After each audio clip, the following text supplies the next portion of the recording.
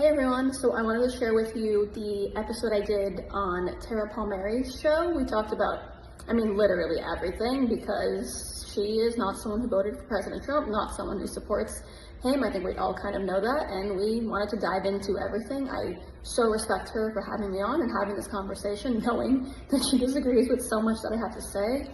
I'm curious what you guys think. I wish there was a little more debate back and forth on a few issues. I'm sure you guys will notice that, but the fact is I love talking to people who disagree with me. I think it's so much more important than just sitting in your own bubble with everyone who voted the same way as you and feels the same way as you and thinks the same way as you. So that's why I did it. That's why I'll continue to do shows like hers, and I'm really curious your thoughts on everything that came up and obviously the things that we disagreed on. So let me know what you think. I'm just so fascinated by all of this, especially what President Trump said this morning about Doge and wanting to turn the Doge chainsaw on Elon Musk. And what he said out loud is something that so many people has been blindingly obvious, even to President Trump's closest and strongest supporters, that Musk benefits so greatly from government contracts and subsidies. We might have to put Doge on Elon. You know what Doge is? Doge is the monster that might have to go back and eat Elon. Wouldn't that be terrible? He gets a lot of subsidies. Say hindsight is 20/20 for everyone. He would tell you that he believes that Elon Musk made some mistakes, or that he made some mistakes by allowing him to have this kind of control. Welcome to the Tara Palmeri Show. To think, just 3 weeks ago, Elon Musk was whispering sweet nothings over X at 3 a.m. to Trump, trying to get him back, admitting that he went too far when he accused him of not releasing the Epstein files because he's in them. Basically the equivalent of, call me baby. But now, Elon Musk is back to threatening to take down the Republican Party over the passage of the big, beautiful bill through the Senate. He says he's going to create his own America Party. And since he's the richest man in the world, shouldn't the Republican Party take this threat seriously? I mean, a third party is a spoiler at the very least, especially when Elon says he's going to back congressmen like Thomas Massie, who refused to vote for the bill because of how much it balloons the deficit. It's supposed to add an estimated $3.3 trillion to the national debt. I've been a journalist for 15 years. I have traveled all over the world with the Trump administration. So I had to find out just how they're feeling about this. So I sat down with the former spokesperson for the Republican National Committee, Elizabeth Pipko, about how much anxiety they're feeling. Is this the ugliest political divorce yet? Or just another one of Elon's ego-fueled stunts that will fizzle by next week? And what if this time he doesn't back down? Elizabeth, thanks so much for joining the show. Is the RNC, or should the RNC be concerned that Musk, who is the richest man in the world, says he wants to fund an America Party, and we're really not sure exactly what tack this party will take? It's certainly a fiscally responsible, you would say, party, considering he is backing people like Thomas Massie, who are really calling for austerity. Do you think they should be concerned about this America Party? You know, it's interesting because all of this, every time this happens, even though it's just a tweet, it's all that we want to talk about, because obviously it's the richest man in the world. It's someone who was so close to Donald Trump, who was literally, in the White House with him every single day, who kind of changed the landscape of the campaign last year when he backed Donald Trump after that assassination attempt. So obviously it's all we want to talk about, even though nothing has happened yet. I would say, obviously, if somehow Elon Musk actually puts in the effort and the money and everything else to start a new party, yeah, both parties should probably take a little bit of time to look at that. It would be very interesting. People have talked about serious third parties in our country for a very, very long time with nothing real ever coming out of that. Sometimes these are like spoiler candidates in elections, but no one's ever really won a majority of the vote, obviously, with like a third party presidential run. So it's an interesting concept. I know a lot of people in both parties actually share like an anger with the establishment of their own individual parties and would look to see what Elon Musk would do with that. I'm not taking it super seriously because, like you said, this was a middle of the night angry tweet, and we've seen those before from him, and I don't actually know what it means. I think all it means right now is he's upset about the bill. He's upset probably about the way he parted ways with President Trump and the administration. I don't blame him. It looked very messy from the outside, but the fact is nothing real has happened yet. But yeah, there's something to be said about the fact that there's a lot of anger from people all around the country, whether they're in their own parties or not, right, about the way that the Republican Party and the Democrat Party have functioned over the years. So it's something people have talked about, but I don't think an angry middle of the night tweet really means much right now. I don't think it isn't the first time he's mentioned this, though. This is the second or third time he's talked about funding another party. I had Andrew Yang on the show recently, and he said he would happily take Elon Musk's money. Yeah. And you're right, they're spoilers. So I think you do have to take them seriously. There's a lot of concern about that. And the people that he's going after, the people that he would be backing, are in some ways even more MAGA than Donald Trump, like Thomas Massie, who's very principled when it comes to the America First policies and is on President Trump's target list right now because he won't back the big, beautiful bill, saying that it adds too much to the debt. And Musk has already whipped up some ads that he, or at least some banners that he plans to use against, 10 of the most vulnerable, or probably more than that, Republicans, if they vote on this bill. And really, you only have, you have 3 seats to defend. Yeah. And if Democrats win, they will most likely impeach President Trump. So I don't think you can not take this seriously. Yeah, I mean, look, like you said, people are going to pay attention and take it seriously because it's Elon Musk. At the same time, they had this giant feud a few weeks ago, which I thought was embarrassing and crazy, and the entire world couldn't stop looking at. And then it faded away and everything went back to, please be my friend again. So I think we'll have to see what happens. I think a lot is focused on the bill right now. Things could change. You mentioned Thomas Massie. I don't think there's just the issue between him and President Trump over the bill. President Trump also didn't appreciate his comments on what he did over in Iran, backing Israel. That's been an issue that Thomas Massie has talked about for some time, where we've all known that he definitely wavers from President Trump and how he sees MAGA. So I think we'll have to see what happens. I don't think Elon Musk tweeting out that he's going to support one random congressman means too much. I really don't, based on how, in and out of politics Elon Musk seems to want to be. But of course, we're going to see what happens. And it's going to be a lot to talk about no matter what. If he's just some random congressman, then why is Trump's MAGA PAC, that's being run by Trump's former campaign manager, Chris LaCivita, ready to spend $10 to $15 million to take out one person in one seat? I think Thomas Massie is a bigger threat than that. In fact, my producer, Eric, was just telling me earlier that he really likes Thomas Massie. He has chutzpah, and that's sort of what attracted him to Donald Trump, and Eric would identify as MAGA. I mean, you'll have to ask Donald Trump himself. I will never speak for the president. But yeah, when you come up against him on issue after issue, I think President Trump has made his power well known in the party. Yeah. I think he's made it well known that when you come after him, he'll hit you back 10 times harder. It's kind of what he's famous for, even long before he came into politics. So yeah, look, he's one congressman, but he's one congressman that can be taken out if Donald Trump says so. And that's where we are. And I think, like I said, I don't think it's just about the bill. Will it be easy to take him out with Elon Musk's money? I don't know. This is really a test of the MAGA base. I mean, test of Donald Trump's endorsement power, Elon Musk's money, and a lot of what the party actually wants moving forward, right? When Donald Trump took out Iran's nuclear sites, there was a lot of conversation on the right about whether this was America first. I believe it was. I believe Donald Trump did exactly what he has said for decades he was going to do, and I supported him the entire time. But that doesn't mean he is not himself aware that there's a lot of conversation in the party, in the right wing, about what is America first and why he took those actions and what the future is going to look like. So I think a lot comes down, obviously, to what happens after the bill, because the focus right now is on the bill. It's on the expiration date coming up with July 9th for the international deals as well. And then we'll get more into it. But the fact is, President Trump is the leader of MAGA. He is MAGA. I don't think anyone could possibly be more MAGA when he's the reason that we use that phrase right now to begin with. But it's going to be interesting to see what happens when you come up against President Trump 2.0, because again, this is a new Donald Trump. It's only been a few months of the administration. No one knew what Donald Trump 2.0 would look like. So it'll be interesting to see what happens in the party when you go up against that. Were you surprised to see President Trump 2.0? I mean, you were the Republican National Committee spokesperson during the campaign. Is this someone that you didn't expect during the campaign? No, not at all. I still don't understand why people call this man unpredictable. I think if you have watched him and listened to him over the years, like I said, even before 2015, when he announced that he was going to run, he has remained the exact same person. He's remained the same politician.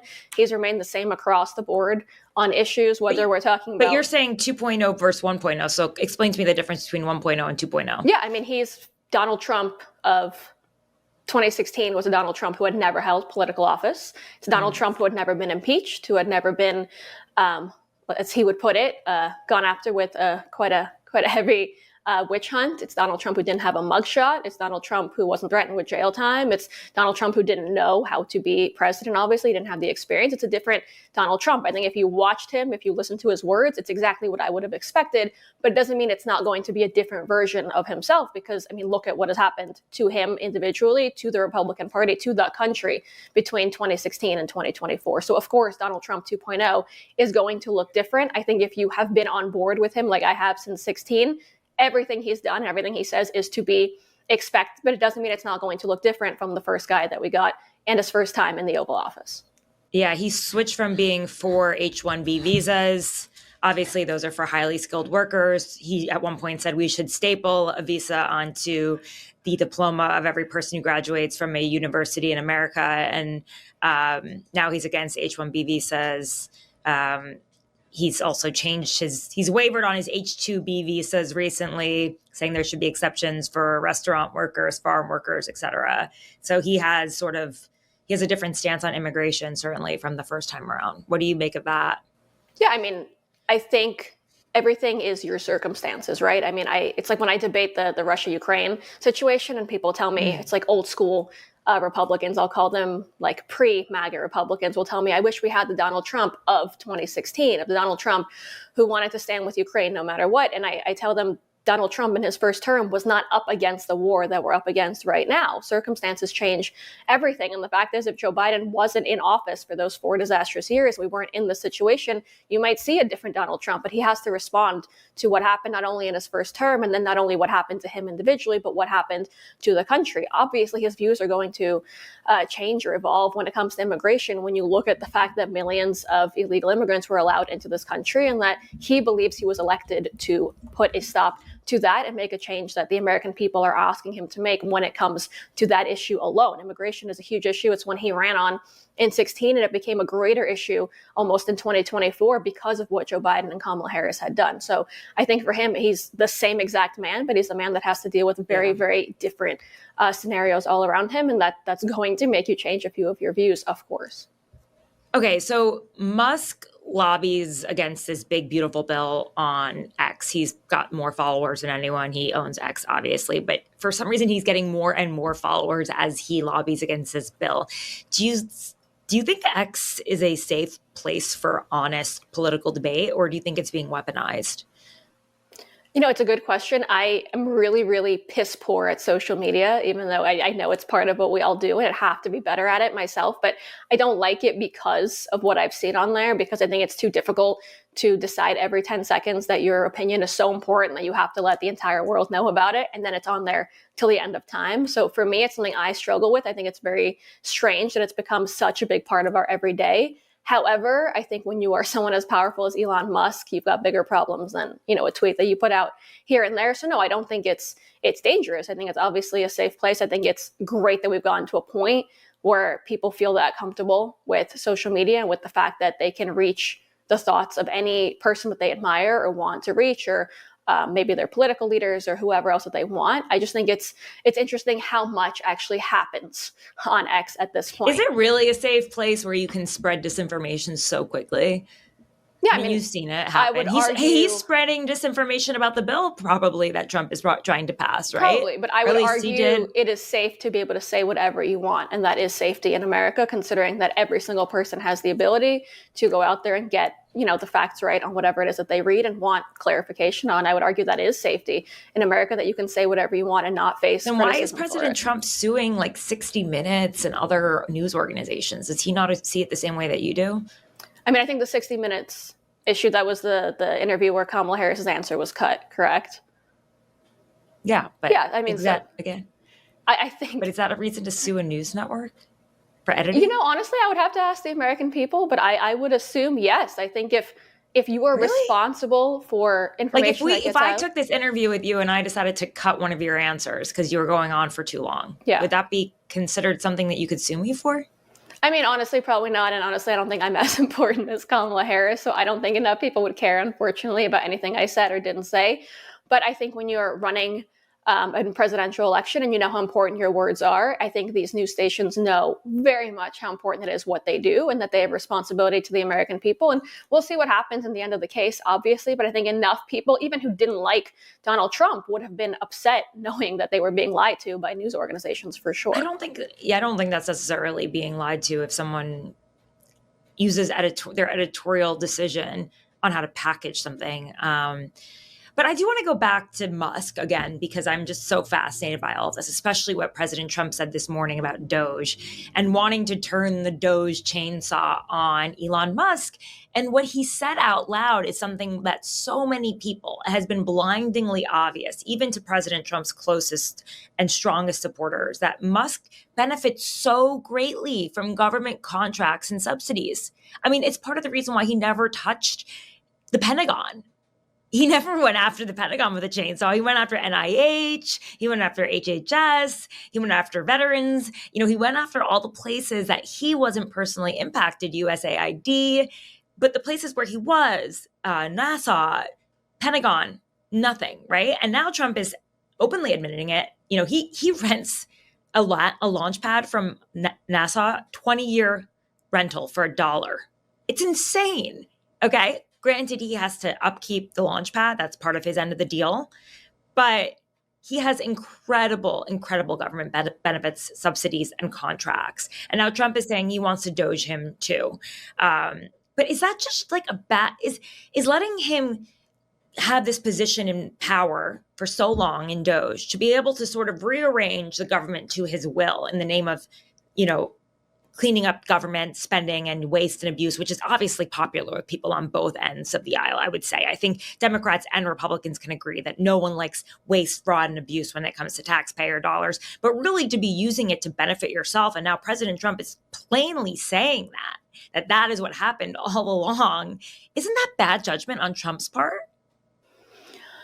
I'd say hindsight is 20/20 for everyone. I'd say the idea behind Doge, like you said, is one that the entire country would support, regardless of what party you're in. I think some people were more critical than they would have been if it was done in a different administration. But I think in general, like you said, most people do not agree that our government is doing a good job with our tax dollars and should be, blindly trusted. But obviously, I think if you would ask President Trump today, solely based on that post that was sent out last few hours last night, he would tell you that he believes that Elon Musk made some mistakes, or that he made some mistakes by allowing him to have this kind of control. I can only imagine, based on what he's putting out, that he would agree with that. I think with that being said, maybe the power behind Doge and what it represents and what it can still do, even without Elon Musk, maybe because Elon Musk is gone, could mean more than any of the mistakes that had been made with him being in there. I think we'll see what actually happens to Doge now that Elon is gone. But look, like you said, President Trump is trying to make this second administration all about transparency. I always believe that he was the most transparent and authentic politician, and I think people appreciate that. And I think if he's going to bring attention to someone that he brought in there himself, I think that's actually super transparent. I would hope that we continue to do it. Like you said, Elon brings a lot to the table and has done a lot for our country, but it doesn't mean we can't look into what is happening here, the benefits that he's getting at the same time, and if what he was doing while in that office leading Doge was actually completely fair or not. So I'm curious to see what happens moving forward. I don't know if this is going to continue to blow up or to end with a nice friendly back and forth conversation on X by the time you and I are done with this conversation, but I think we'll have to see what happens. I just think that the idea behind Doge meant a lot more and will mean a lot more over the years than any issues that could have come up between Elon Musk and Donald Trump. Yeah, but it's really hard to reverse mistakes with government. I mean, I don't know if you know anything about federal government, but it does move slowly. It does have inefficiencies, but the things that a lot of things that were cut, it'll be really hard to fix them if there were mistakes. And I think the fallout will be over 10 years. And the way that they move through it with like a chainsaw, not methodically at all. I mean, we'll only know how this is going to be impacting people. I was talking to a doctor.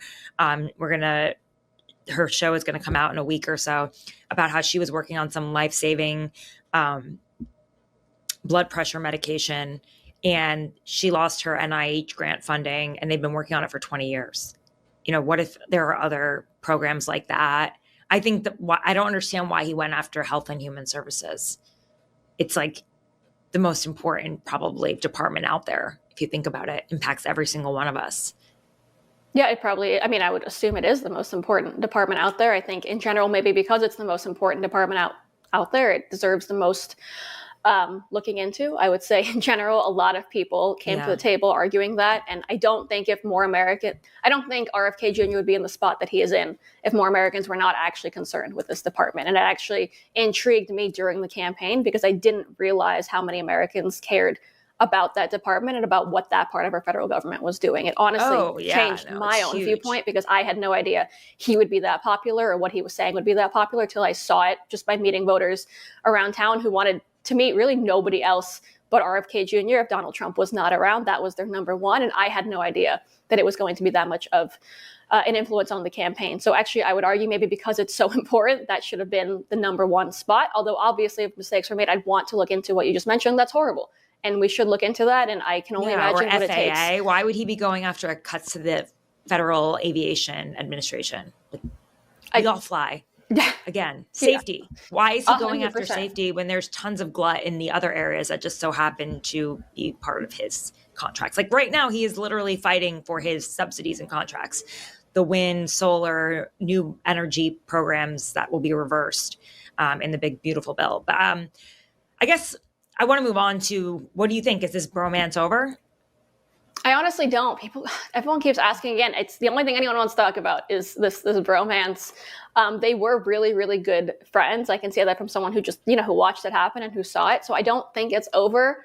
Last time there were worse insults spewed out than what we saw now. I thought what Elon said was, out of control, actually, what he was tweeting out. And yet they spoke after, I think, or at least things calmed down. So I'd be curious to see what happens. We also know Elon kind of toyed with the idea of getting involved last year and then didn't until Donald Trump was shot in the head. So we don't actually know how he feels about getting involved and being as involved as he was. I don't think he enjoyed his time in politics. I really don't.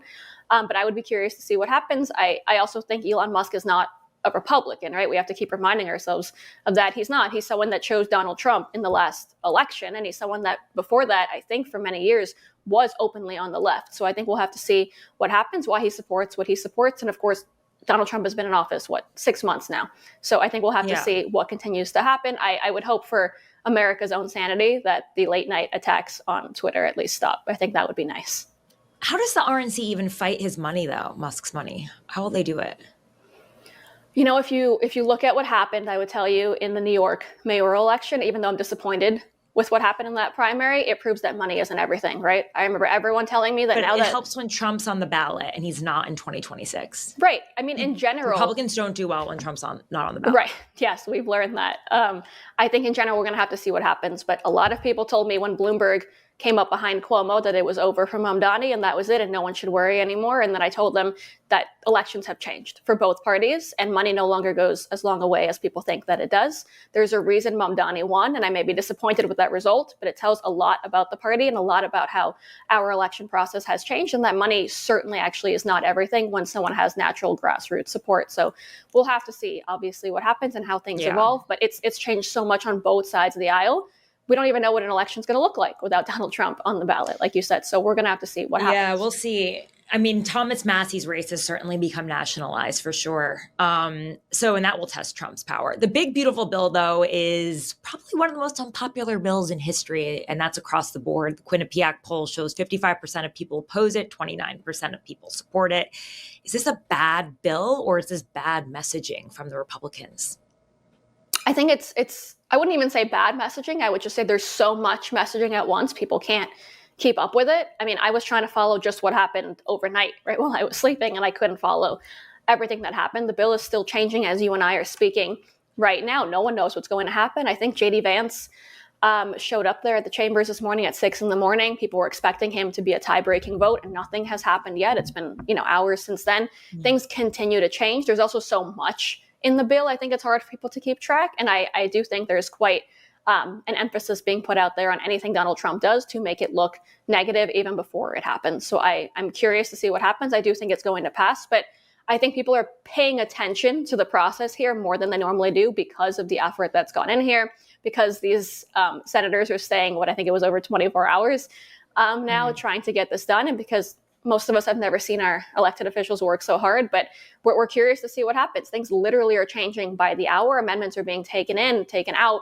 things are changing. We're hearing horror stories about certain things in the bill, and then they're taken out 2 hours later. Every senator has their own opinion, and it's become an interesting fight to witness. It's become interesting just if you care about politics to see how this gets done. But I do believe that we will have a bill hopefully by today that is signed and sent back to the House. Yeah, we're recording, by the way, on Tuesday, July 1st. If the bill fails, though, who takes the blame? Trump? The tech defectors? Look, or technically, House Freedom Caucus?